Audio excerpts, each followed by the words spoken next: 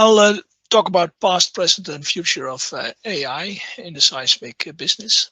And I'll start with a few definitions and sketch the history. And I'm doing that on the basis of this Gartner hype cycle.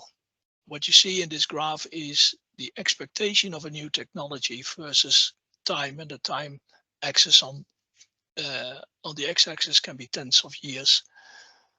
It starts with an innovation trigger, and then people get excited and everybody jumps on it, and expectations increase with new innovations until at some point something happens or people get disillusioned by the technology not quite delivering what they expected, and then we dive into a trough of this disillusionment. Only the diehards stay on, and they continue to develop tools because every technology has at least some good things in them. And finally, this new technology is then accepted in the mainstream technology. What I would like to discuss here is where are we in this Gartner's hype cycle if we look at the AI business.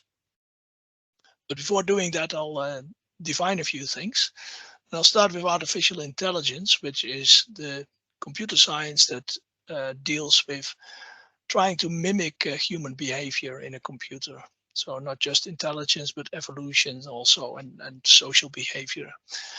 A subset of that is machine learning, where a model or a machine learns from data and statistical techniques to improve a certain task that it is given. And this is without explicitly programming the machine. It's just based on the data. And deep learning, again, is a subset of machine learning, which has emerged a couple of years ago, where the models become larger and larger. Now we are having models with millions of parameters that can be tuned on a specific task, learning on vast amounts of data to do something. On the left, a small sketch of this subfield of machine learning, which is the main toolbox that we are using. And within machine learning, we recognize two main learning approaches. There is supervised learning and unsupervised learning. Supervised learning means that we need to provide the algorithm, the model, with examples. And this can lead to a classification of the data, but it can also lead to a quantification of the data. And then we talk about a regression problem. In contrast, unsupervised learning, we don't have any labels, no interpretation examples. We only have data, and we're trying to find structure within the data. That is basically a form of clustering or segmentation. Now, what is machine learning good for?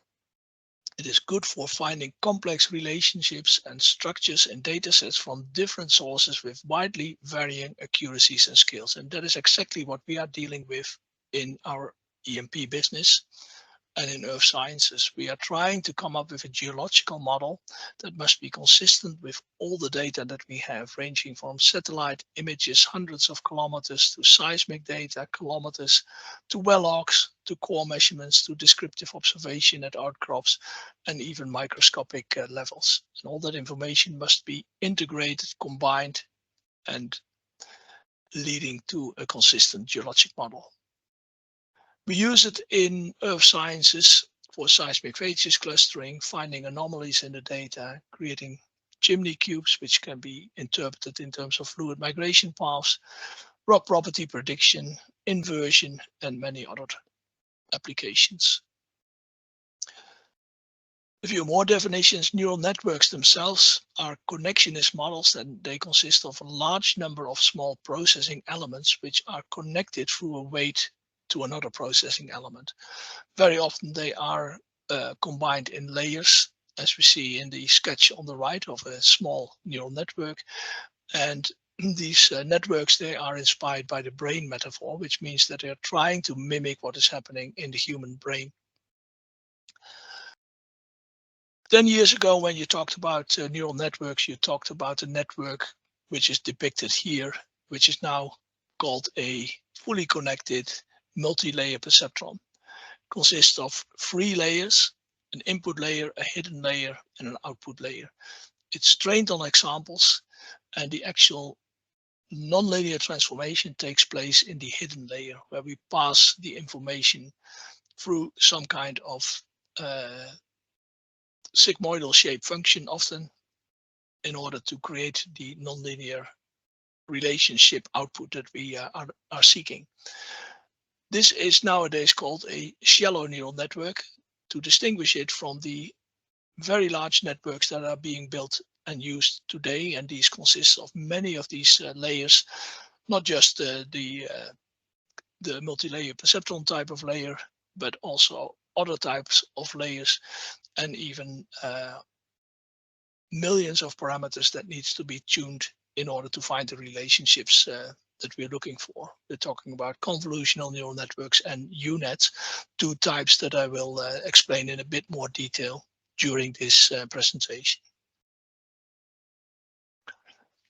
Looking back at the history, artificial intelligence really is starting with computer sciences, with Alan Turing, the man behind cracking the Enigma code in World War II.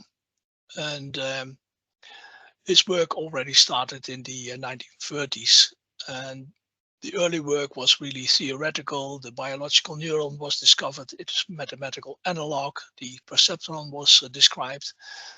And in 1969, there was a paper that suddenly started a phase of disillusionment after Minsky and Paper wrote a paper that said that the neural networks of that time could not solve a very simple problem, the XOR problem. So then everything slowed down a little bit, but it became of renewed interest in 1985 after the discovery of the backpropagation, which allowed us to train these neural networks using gradient descent algorithms. This led to new neural networks, the multi-layer perceptron, the radial basis functions, Hopfield, Cohonen, UVQ, Boltzmann. And then this continued for some time, but also this slowed down, at least in the seismic industry, although the neural networks kept on being used. The real breakthrough in the next phase came with the start of the convolutional neural network, and thereafter the increase in compute power and the release of open source libraries such as TensorFlow, Keras, scikit-learn, PyTorch, which really accelerated research in deep learning neural networks and enabled us to do things which were not thought possible just a few years ago. So if I sketch this in a Gartner hype cycle, then we are now already in the third cycle, and we started more than 90 years ago. I think at the moment it's difficult to predict what is happening next, but I'm pretty sure that artificial intelligence, machine learning is here to stay. It's far beyond just a hype. You can't put it back in the box, even if you think this is a Pandora box that has been opened because of the fake news and all the things that can be done with machine learning models. I think we have to embrace it, we have to live with it, and we have to be wary of the things that can be wrong and also a bit scary, such as fake news and Big Brother watching you because it recognizes everything that you're doing. Last week, Marika and I were in China, and our host at some point said, well, this is the safest part of Beijing because there are cameras everywhere. And he was very proud of it. And I think as a Westerner, we are very scared of that kind of situation. That's what artificial intelligence can do. So we have to be wary, but we also have to embrace it because it is here to stay. So let's look at where we are right now, and then I'll give you also examples of a number of neural networks models that we use basically every day nowadays. So most people think when they talk about machine learning that we are talking about neural networks only, but that is not the case. There's a whole family of algorithms that fall in the category of machine learning, and neural networks and deep learning algorithms are just one part of it. I've selected two shallow solutions and too deep that I will go into a little bit more in depth. That is k-means clustering, which in our implementation is an unsupervised vector quantizer. And then the multi-layer perceptron, both are shallow solutions, and then I'll go to two deep solutions, convolutional neural networks and autoencoders, and then specifically the UNet.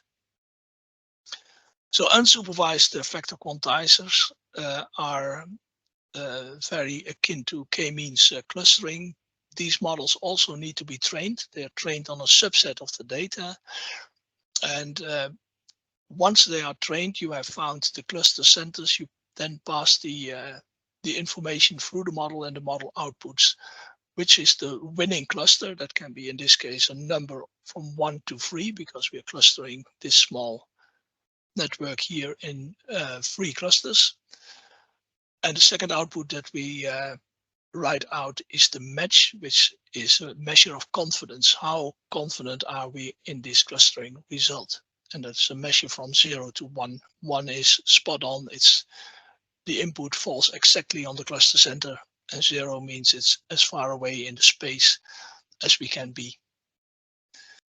Now, what are we using it for? Mainly for unsupervised waveform segmentations, and that is requiring a mapped horizon, and relative to this mapped horizon you are extracting a time gate, that is a waveform, and each of these amplitudes is then fed into a neural network, and the user specifies in how many clusters do I need to cluster this information.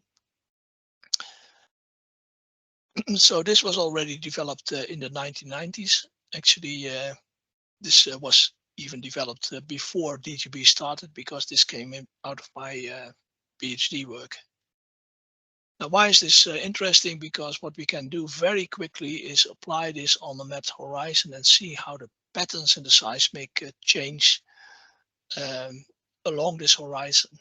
We select the time gate relative to the interval that we want to characterize. So typically, if we have mapped the top of a reservoir, we would apply a time gate just a little bit above the mapped event and more below it. We train the model, and we ask it to cluster it, as in this case, into 10 different clusters. The only thing that we know then is that we see colors on this mapped horizon which need to be interpreted by us. And these colors, they correspond to the waveform centers that we have clustered it into. So we know that the purple pattern corresponds to this high amplitude model. And that combination of the cluster center response and the shape of the patterns triggers our geologic brain to do interpretation in terms of seismic phases and other things. So this is based not just on amplitudes, it's based on the entire waveform, so on amplitude, frequency, and phase. We can do that, and we have been doing this on 2D horizons for a long time, but we can also do this in 3D. So we can map an entire 3D interval and do waveform segmentation. Typically, when we do it in 3D, we don't limit ourselves to 10 classes, 10 segments. No, we go to 40, 50 different segments, which we then can analyze in detail to see the response changing, especially if we would slice through the data along horizons. And that's what I'm going to do in the next slide. So here we have on the left relative acoustic impedance, and on the right we have the response from the 3D segmented result. And we can now see the channels and the different seismic phases in quite more detail. And we can start to see, if we go from slice to slice, how this channelized system has been evolving over geologic time. So this is at a deeper level, and we see quite a chaotic pattern of channels that are interlinking. And if we go a little bit up, then we see the blue channel is now ending up in 2 lobes, and we have a cutoff oxbow lake, and the green channel over here is more becoming wider, And in yellow, we see levees, we see spills, we see overbank deposits. So it helps us to do geologic interpretation, but again, it's unsupervised. It means that at the moment, the patterns and the colors need to be interpreted. It's just helping us to do this kind of interpretation. Now, the second shallow neural network is the famous multi-layer perceptron. And basically, this network, in the picture over here, we have a three-dimensional problem. We have two inputs, and we're trying to predict what is happening on the vertical axis. And the objective now is to find the optimal surface through all our training points. And that surface doesn't have to be a flat plane. It can be just a curved plane.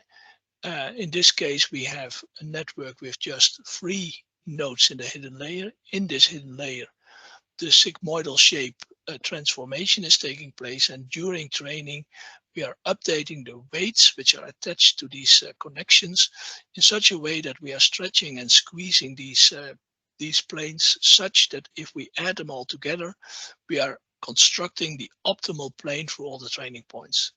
Once that is done, we have a trained neural network and we can apply it. And then any combination of input x1 and x2 will produce an output of y, the predicted value. We can use this type of techniques for classification. For example, we developed this for the seismic chimney cube, as Marieke mentioned, but we can also use exactly the same technique for depicting salt, for seismic wedges classification, for faults, for bright spots, turbidites, basically anything that you can see in the seismic data, you can pick it and train a neural network. But you can also use these type of shallow neural networks, these multi-layer perceptrons, for quantitative problems. So in this case, on the left, I'm showing an example where we predicted porosity from acoustic impedance, and we trained it on the available well data. So we created a training set to convert acoustic impedance into porosity, and we applied a trained network to predict porosity from an acoustic impedance inverted volume.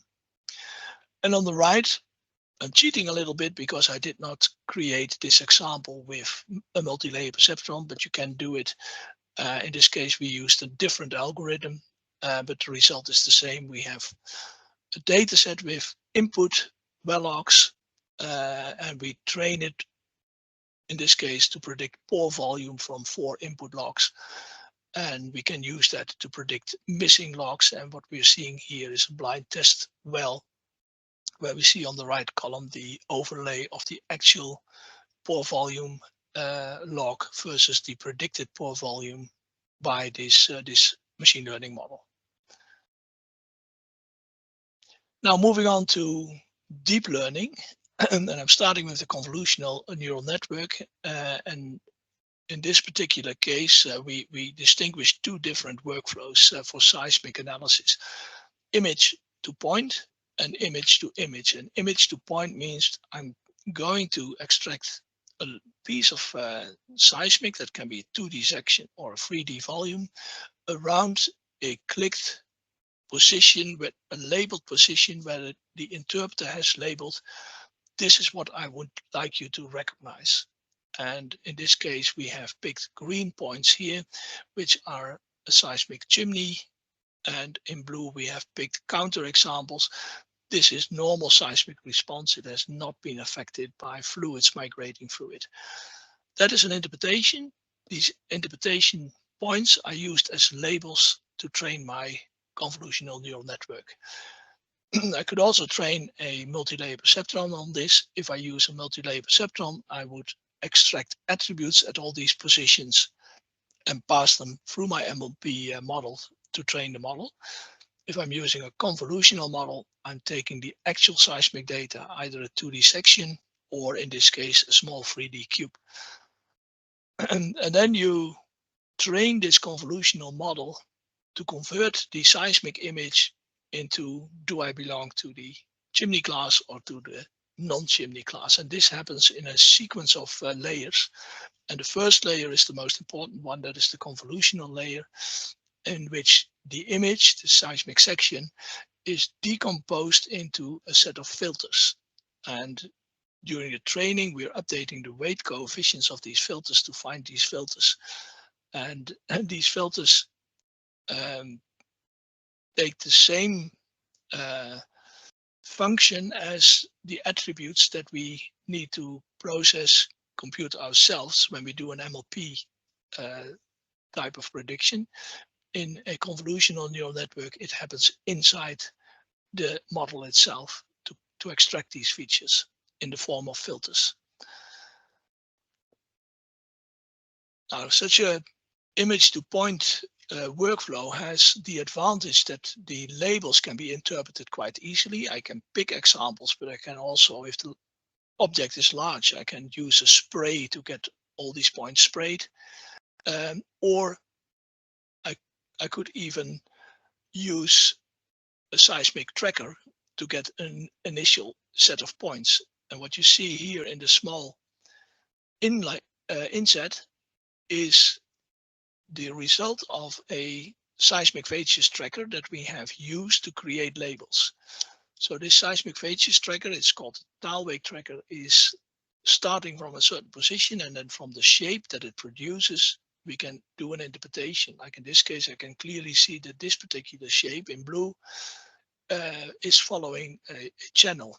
So this would be a label for me to classify all these points as seismic channels with a blue, or sorry, with a positive amplitude, whereas the channel below in yellow would be the classification results of a channel with negative amplitudes. And so we can create different types of seismic phases. It is interpreted by the user, but these points can then be used as labels for a convolutional neural network to recognize or to classify the data, in this particular case, into 8 different seismic phases classes. And what we see here with the slider is sliding through this seismic phases cube at 2 different levels. So we have flattened this cube using our horizon cube technology, where we can map automatically hundreds of horizons, and each of these horizons can then be flattened so that we follow the same geologic timeline. And what we see in these different geologic timelines is how the system has evolved in terms of deposition seismic phases over geologic time. Now that was image to point, and the main problem with image to point is that it is fast in training. Oh, sorry, it is fast. Yeah, it's fast in training, and it's also easy to interpret, but it is very slow in the application phase, especially if I use 3D inputs. It can take many days to process an entire volume. So that is not really what we want in an operational environment. So we prefer to do something fast, and then image-to-image workflows are much better.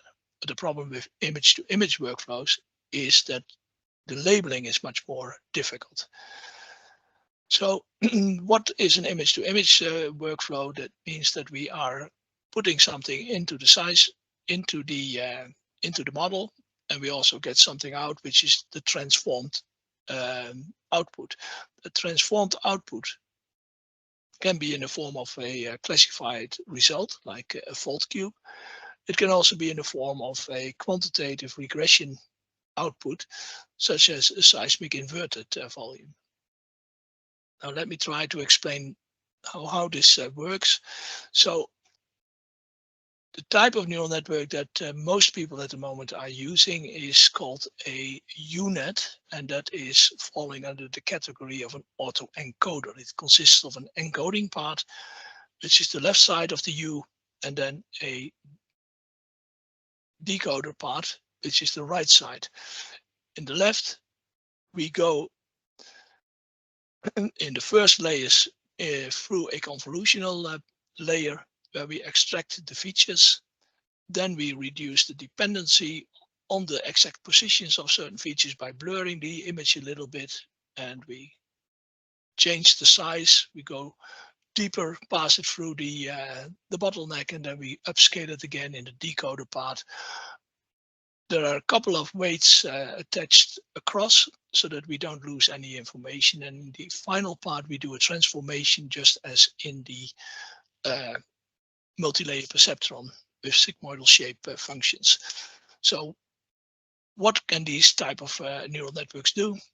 They can transform a block of seismic data into a block of the same size with something completely different. They can learn to transform this from seismic into fault likelihood, or from seismic into impedance, or from seismic into whatever.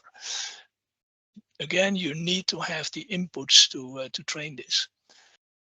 It can be 2D and it can be 3D and it can even be 1D input and output, but always the size of input and output is the same. An example, this is a 2D unit which was trained to recognize salt, and the interpretation was done on just one line, which is the line that you see. So we've mapped the outline of the salt. We transformed the seismic into a mask that is a section with zeros and one where it is salt, 0 where it is not salt. And then we trained the unit, which had a dimension of 128 by 128 samples, to recognize where is it salt and where is it normal seismic. The trained model was then applied to the entire volume, and it gives us the 3D output of the salt dome. You can use these 3D units also to convert 2D seismic into pseudo 3D. So the model then learns to interpolate this type of seismic. And in our model, OpenDetect machine learning, our solution, we can do workflows for just working with wells, just with seismic, or the combination of seismic and wells. But we also have a library of pre-trained models, and this is where we see a lot of the future, because these models have been trained on a certain problem and they can be reapplied to an unseen data set and give you a result directly, for instance, to produce faults or to interpolate data or to do something else. And I'll show you a number of examples of pre-trained models. On the left, we have a unit. All these models are units. A model that has learned to recognize faults from synthetic examples. So we have a simulated data set that has been offered to the model, and the model then learned this is seismic and the output is fault likelihood. And we apply this model to this seismic and we get fault likelihood as an output. Now this is after thinning algorithm, so it's really a one sample slice output, but you can see that it did a pretty good job in recognizing the faults. The slider that we see going from left to right is the application of a trained model which has learned how to interpolate seismic traces. It's also a 3D unit, and we've trained it on a data set in Delft onshore, and we apply it to the F3 data set offshore. So what we did here is we blanked artificially 33% of the traces, and then we filled it in with the machine learning model. And as you can see, you hardly can see any difference. So this model is really a fantastic interpolator. Now, this is my favorite. This is a model called Ajax, and the data that you're looking at is legacy data that we have retrieved from NLog. It is near where I live. It's over the city of Almelo. And as you can see, the data is really, really noisy and bad. The Ajax model that I'm going to apply is cleaning up the data. It does a number of post-processing steps. It has learned to clean it up, increase the coherency of the data, remove noise, and make it better interpretable. Now, you can see this I could not interpret, but this I can interpret. And the nice thing about the application of these 3D units is that it is extremely fast. This took just a few minutes on my laptop. Another example which I find quite striking, also this is from NLog. It is a model that removes migration smiles. And anyone who has seen seismic data recognizes these type of crisscross events. These are migration smiles, and this model has learned to remove these or reduce these. So let's first look at the circle under 1. This is after D-smile, this is before. And you can see how fantastically this has been cleaned up. Now let's look at 2, which is the actual target zone in this case. And also here we're doing a very good job. Makes it much easier to interpret. But now let's look at the middle in 3, where we have salt floaters. And also these have been tackled because they have the same dip as the migration smiles. So this is just to show you that you have to be careful with applying these models. They're very fast to apply. It's very easy to just test it. Does it help me or not? But you have to be careful because it can also tackle primaries, as in this case. The next model, also one of my favorites, it is removing multiples, horizontal multiples. And the alternative here is either I apply this model and 5 minutes later I can continue with my work, or I have to go back to reprocessing, spend $500,000, wait half a year and get the same result. So that's why we see huge potential for these type of models. And we think that acceleration of our work by operational geoscientists will be happening if we have more of these models that can be applied very easily and very quickly. And our software system, OpenDetect Machine Learning, is built in such a way that experimental geoscientists can build these models using the tools that we have, either with the wells only or with the combinations of wells and seismics, or just on seismic. Once they have a model that is worth sharing, they can share it, and then operational geoscientists can reapply this, and that will decrease time, effort, and costs. So that is where we are right now. Let's have a quick look into the future. And I already mentioned the pre-trained models. I think there's huge potential for more models on the well side, on the seismic interpretation side, on processing, and also even on engineering side. We just have a small library at the moment, and we think this library will grow as the system matures and more people are doing research and willing to share these models with their peers. Secondly, I think that at the moment the workflows are still quite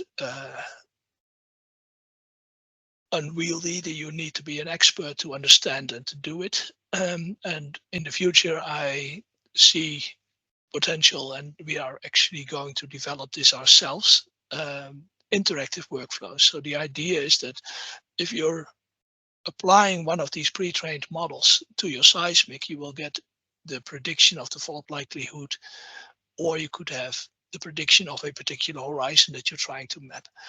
But let's focus first on faults. So you get this image, which is a prediction of this is how good the model at the moment is. And then you can update your model by interpreting yourself on that data set. So you're interpreting sticks, and these interpretations will then immediately be used to create new examples to train your model further. That kind of training is not updating the entire model, it's updating only the last part of the model, and it's called transfer training. That's very fast. And it means that your model will be tuned to this specific data set. And as you are interpreting, the model is reapplied to your data, so you see immediately if it is helping you and how good the model is. Once you've done a couple of inlines and cross lines and you think, okay, it's satisfying, it does what I would interpret myself, then you apply the model to the entire data set and you have your fault likelihood result. And the same thing you could do with horizons. So you would have different models for picking different horizons. At least that is what I envision. What is then the next step? The next step is like a ChatGPT for seismic. And this is what is called foundation models. foundation model is not trained on labeled data. That's the nice thing about it, but it is trained on huge amounts of data. And the form of training is called self-supervised training, which basically is a form of unsupervised learning, in which the model learns to recognize certain features from the data itself. For example, if you're training on speech data, then you could leave out a word in the sentence and you ask the model to predict the word that you have left out. You can do a similar thing with images. You can just blank parts of the data and the model should learn to fill in these blanked parts. You have to do this on millions of examples, preferably from all over the world, to cover the entire range of seismic characteristics that are possible. And once you have trained such a foundation model, it has captured all the features of seismic data. And this model can then be tuned to solve different problems by training it on a very small subset of labeled data. And that is basically similar as what I've just shown there with the interactive workflow. You would train it on a few fault sticks that you have interpreted, and I predict that the interactive fault and horizon workflows will be more accurate when you start from a foundation model than you use one of the models that have been dedicated and trained to do just this one task. So the future is for foundation models, in my opinion. Now, my last slide, do we have to be afraid that we are going to be replaced by machine models? And that is an easy no.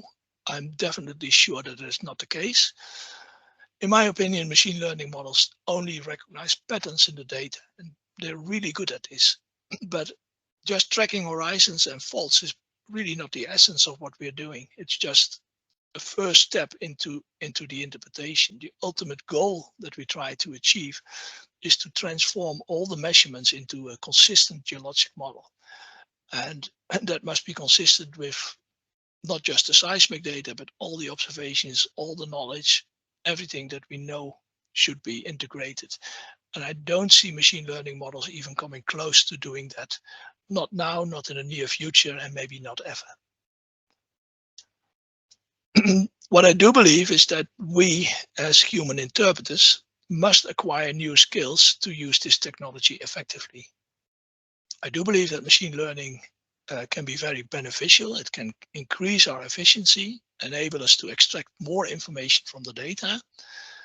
But you also have to have a proper understanding of the technology, because there's a real danger of producing rubbish in, rubbish out. And therefore, I think the more we know about how this works, the better it is to actually use it. And that's my last slide. So thank you very much.